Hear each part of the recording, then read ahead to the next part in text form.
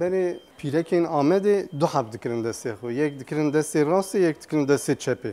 Baznê zêrê hesîr ê Amedê bi sedan salan e dest û milê jinên Amedê dixemilîne. Ev baznê bi nav û deng mîrata hosteyên Ermenî û Suryaniyan e ku îro yek ji nasnameyên çandî ya bajarê Amedê ye. Baznê hesîr li ser bazirganiya Amedê hate tescîl kirin û motîfekî turîstî ye jî.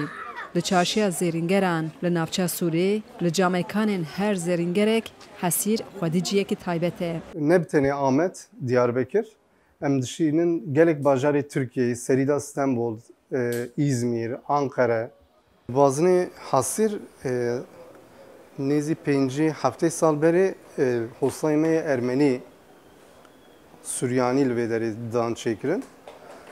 Tabii de ew çûn zêdetir bajarê mezin çûn Ewropayê, yek di do ustayê me li vê derê man.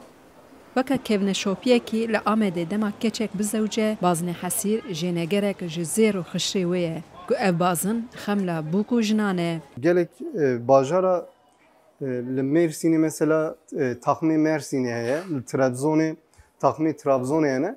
Ev zêrê wan daha evkin. Yani hassasın, zû dibe ku ji hevdû bikeve, lê hasir ne wisa ye. Bi 10 sala jî têkin destê xwe nateve, naşkê, saxlambûna wî baş e. Baznê ku têl bi têl di destê hosteyan da tê honandin, hê jî makîne nikarin ji vî baznê çêkin. Hosteyên hesîr ji zarokatiya xwe dest bi çêkirina hesîr dikin. Ji bo bikemilin herî kêm 15 sal divê. Li ber destê hosteyan ew jî dibin hoste.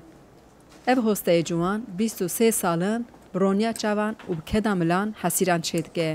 32 yaşındayım. 32 salî me û 22 sal zivî karî dikim. Hesîr karê hosteyên Ermenî û Suryaniyan bû. Bi sedan salan e tê çêkirin. Bazinek hesîr di rojek de çê dibe. 12 merheleyên çêkirinê wî hene. Hemî jî bi destan çê dibe. Pêşî têla bi hevdû dikin û bi dervê çavkûçan pan dikin. Firehîya wê eyar dikin. Qiraxan dixeritînin, di avê da dikelînin, da ku hişk bibe û neteve. Herî dawî zincîrê jî pêva dikin û serê nexş dikin. Ji zincîra pêlika zêr heta jêkirina têlan hemî bi destan çê dikin. Çêkirina hesîrek herî kêm rojek berxwe dide. Motifên li ser hesîrê tav û roj û gul in ku ew weka sembolên Mezopotamyayê û yên Amedê ne jî.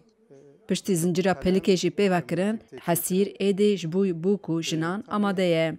Xecîjan Farqîn, Dengê Amerîka, Amed.